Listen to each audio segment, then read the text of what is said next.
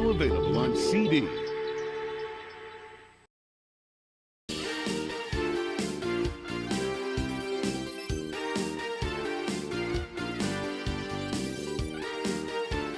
Hello everyone, welcome back to Northwestern Central Railroad. Hope you're doing good today.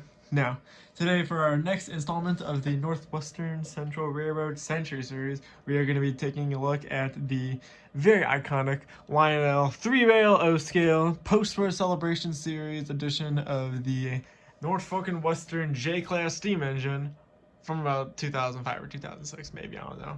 So the post-war celebration series was a dedicated series of trains that are similar to the Century Club, but this one focused more on the post-war aesthetics of Lionel, obviously with this name, and featured a complete full product line of post-war inspired equipment, rolling stock, and of course engines. And all of them were pretty much the exact same design of the post-war models. I believe we're actually the same tooling for them, but we're given the all high appraisal of the Trainmaster command control system.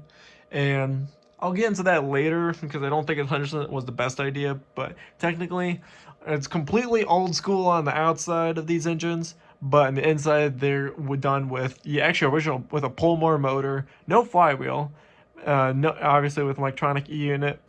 I think it was in the tender this time, but I'm not sure.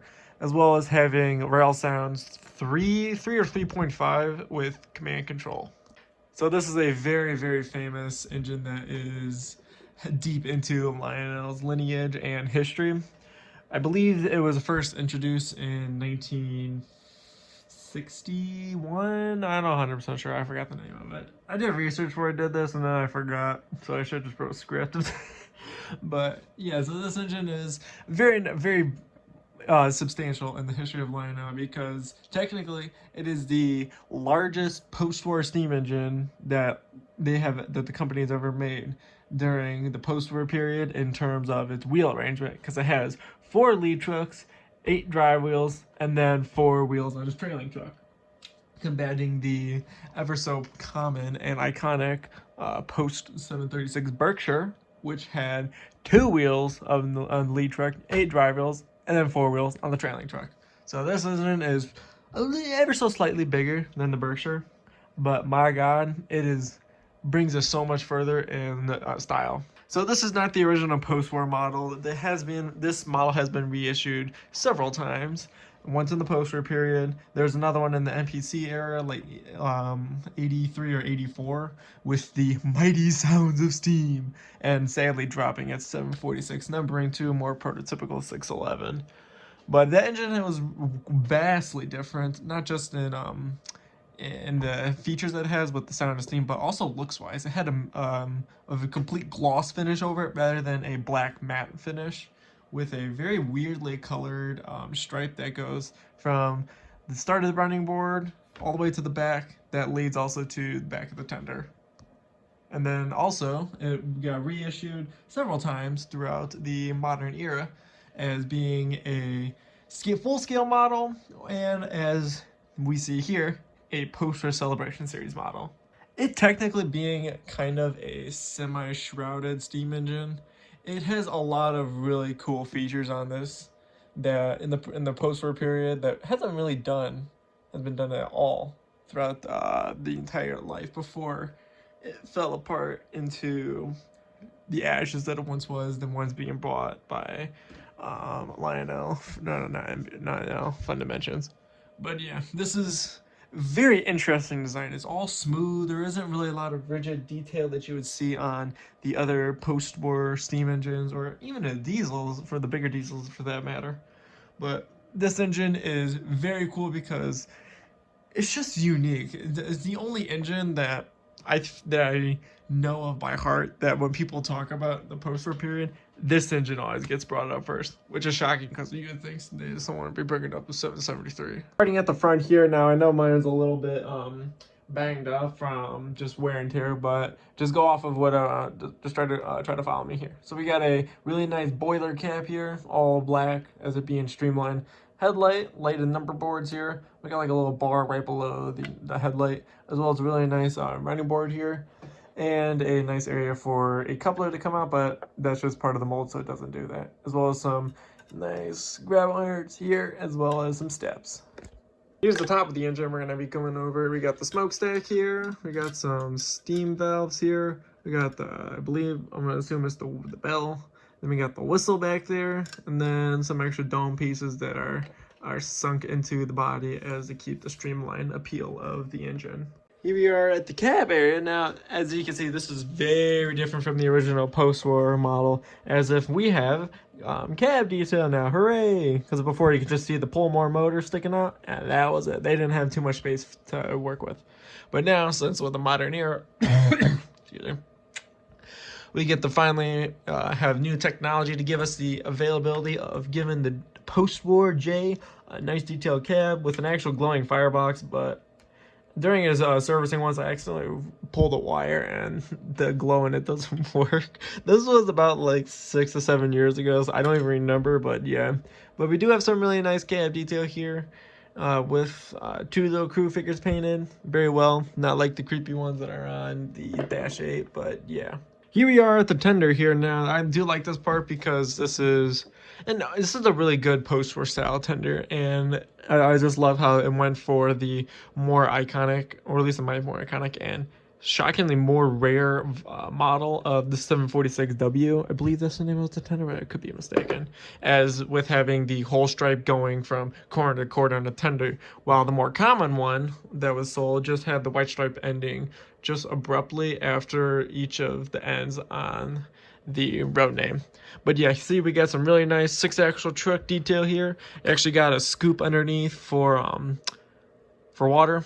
We got the very iconic post-war Celebration Series plaque on here that is put on every single Lionel product, even the rolling stock. As we can see, we got 2 pickup rollers here for rail sounds, as well as an electrical tether, or at least a wireless tether, and a operating knuckle coupler with operating backup lights on it.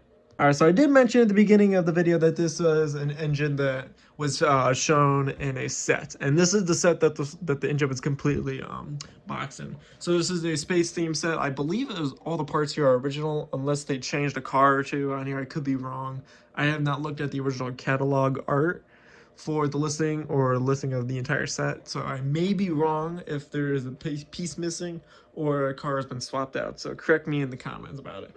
So we're starting off with a really nice flat car here. There's no number on it for some reason, which I find kind of shocking, because you know, every single freight car on the entire product line, even in the pre-war period, had numbers on it. But yeah, this is just a standard Lionel flat car with a rocket ship tied to it. And then going down the line, we're going to have a 6650 operating missile car where the missile isn't completely plastic. I love that you can actually fire the mechanism on here. So the entire firing, or at least the missile section here, is 300 degrees swivel. So it gets some really cool action here. And then when you push the button on the back here, it activates the rocket feature, as well as just going to shoot it into the abyss. And then you can pull the mechanism down with this black tab, and then for that car it's complete. Next car, we got the 6470 exploding box car here, or target car. This one actually does explode. We'll take it off. So in the features here, you can move back the plate here, so you can activate it exploding, but you have to be really careful because you don't want to set it off. And since this is spring loaded like a mouse trap that you could buy at like a Home Depot or Lowe's, it is a little bit spooky trying to set this up if you don't have the pin in, because you don't want it to explode on your hand, because believe me, I've done that before several times. It kind of hurts. And with each side of the boxcar here, they are nice flexible plastic, so they won't break really easily. As well as having these little studs on here, and holes on the car. You can just plop them in, line it up with the car, as well as the other side having danger on it, kind of being a little bit different from the car, but yeah. It's the same thing, but for some reason the studs are inward rather than outward, but yeah. So we got that car going. Next car we got is the 3540 satellite or research car or something. The satellite does actually rotate on here, but in congruent with the original post-war model, this does not have a vibrator. It had the more economically cost-saving worm gear drive, whereas the gear on the bottom of the car, and instead of having a vibrator on it to activate the features, you could just spin the car while it's moving without power, and it gives the illusion of, hey, the satellite's really moving. As well as having a lighted feature on the car, where there's a little radar screen on here with a detachable antenna. As well as a very nice crew figure who's doing his job. Amazing. Next car is we got the 3419 operating helicopter car with a Navy-themed helicopter. This is a very nice helicopter, and this actually, can pull this lever right here, twist this little cap here, and if you really want to, it gives you the option of sending the helicopter into the stratosphere. Either you could do it manually or with a remote uncoupling track. You can set off the rocket.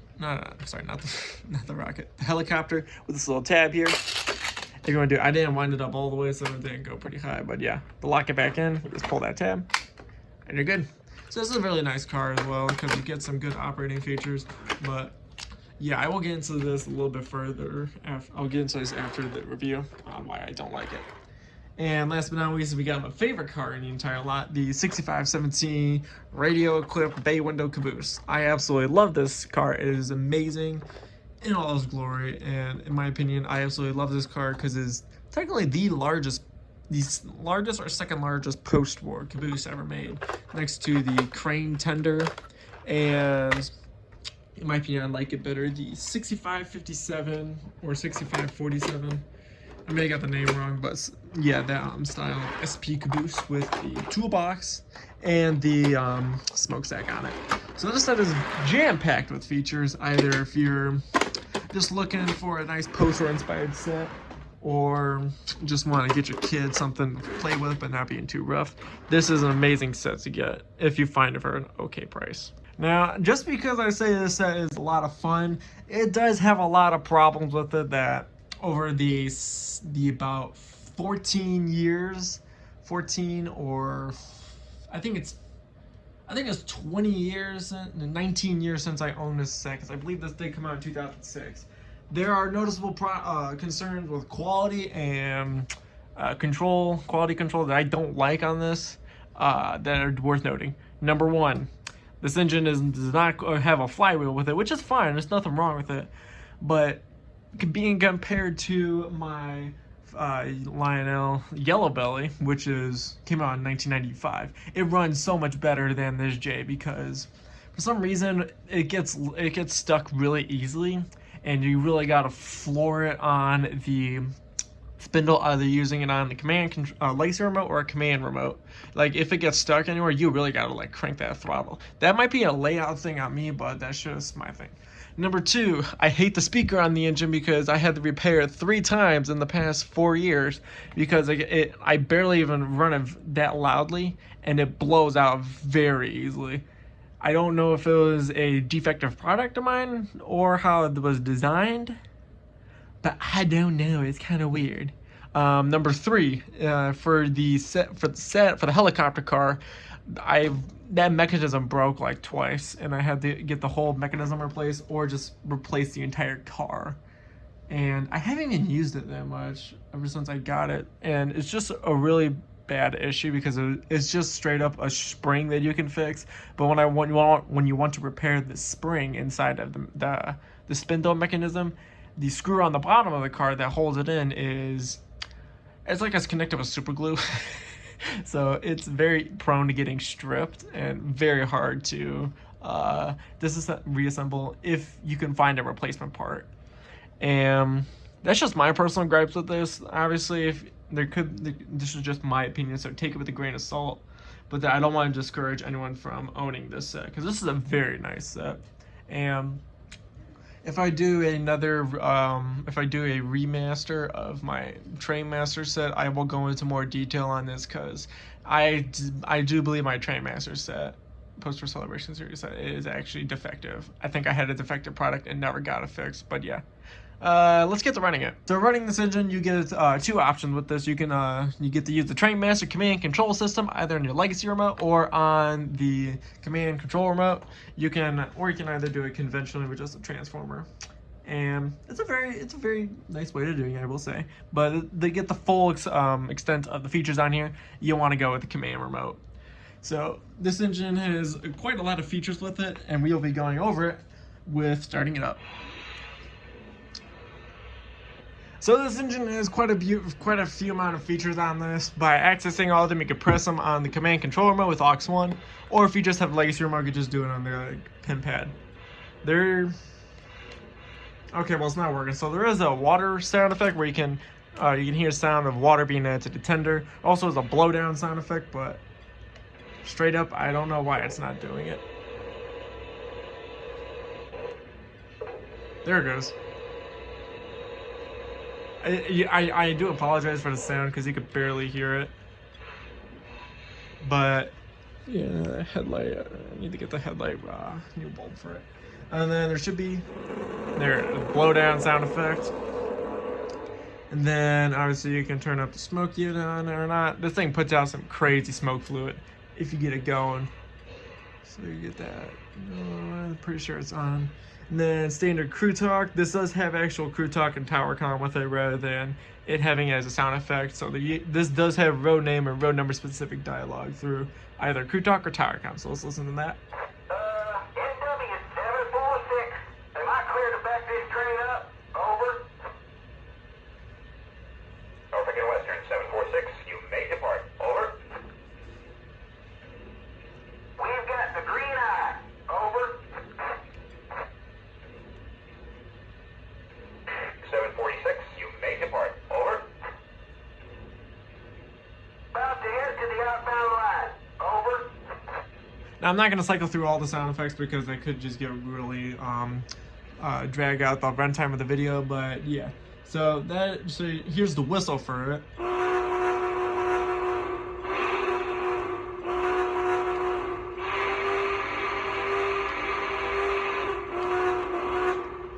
Here is the bell.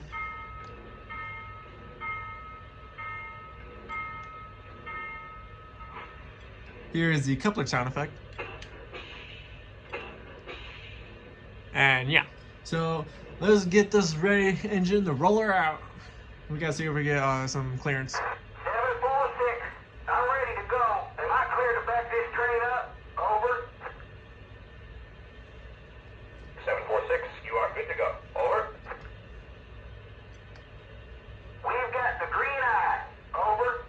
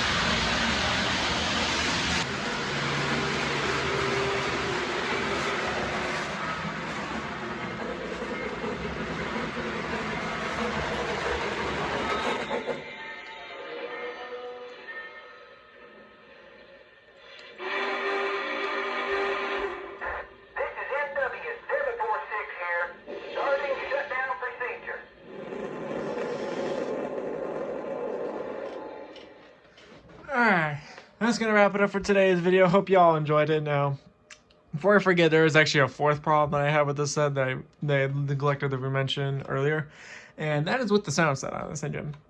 And the problem I have with it is that if you are looking at to get by this engine, or if you don't like, hey, I don't like these post-war style engines, I want a scale engine, that is totally fine. You could do that. But the main issue I have with this engine is that it straight up has the exact same sound set, the exact same sounds, the exact same whistle, bell, crew talk, dialogue, and chuffing mechanism on the scale version of this J. The straight up scale version that was, I believe, 2010, 2012, unless it was earlier, I could be mistaken. Now, with that command control J, that was pretty cool. It was a really nice engine. It had the cruise control, it had road name and number specific dialogue, and it was relatively prototypical, with it having 3 to 4 chuffs per rotation.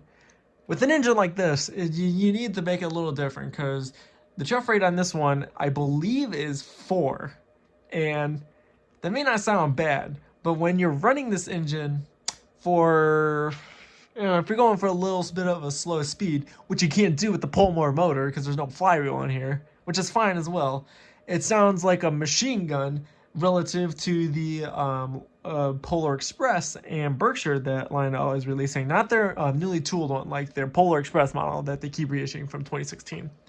Man, that does not sound good, especially with an engine that does not have cruise control, because it can't take these small speeds, which is like, oh, 1 chuff, it's fine, oh, well, it's going, and then all of a sudden it sounds like machine gun fire the next second. And personally, I don't like that, because that kills part of the fun with the set. You can't hear the sound effects. Now, 1 chuff per rotation, a little lackluster, but that's fine. I'm fine with 2.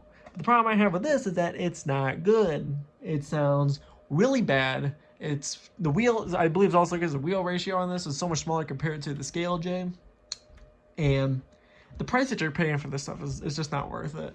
And there's a reason why I say that. I'm not saying it's terrible, but there's a reason why people collect this stuff, especially the Poster Celebration series models, and it's just hard to find these things. So the original retail price on this was, I think, like $800 or $900, which isn't bad for how much this is, but you're gonna be paying at least like over $1,200 just for the set, which I just don't think that's a good idea. I would say probably a more cost cutting move, if you want to. You can literally just collect the whole set separately, because they sell each of these cars separately at the time when they were made. And then, literally, like, if you want to buy this set, the whole reason why it's so expensive is the engine. All the cars are about $20 to $30 each. And that's, like, with shipping. So these are very cheap freight cars to collect if you want the rolling stock. The engine's a little bit harder, just because it's a little harder to find, and also its price. So I think it's a little too expensive in my opinion, but I could just be saying that just because. But yeah, that's going to be it for today's video. Hope you all enjoyed it. Like, comment, subscribe, hit the bell icon. You all know it by this point. And stay tuned for next time for part 7. I think it's 7-6. Okay. Alright, let's just stay tuned for the next entry in the Northwestern Central Railroad Century series. Take care.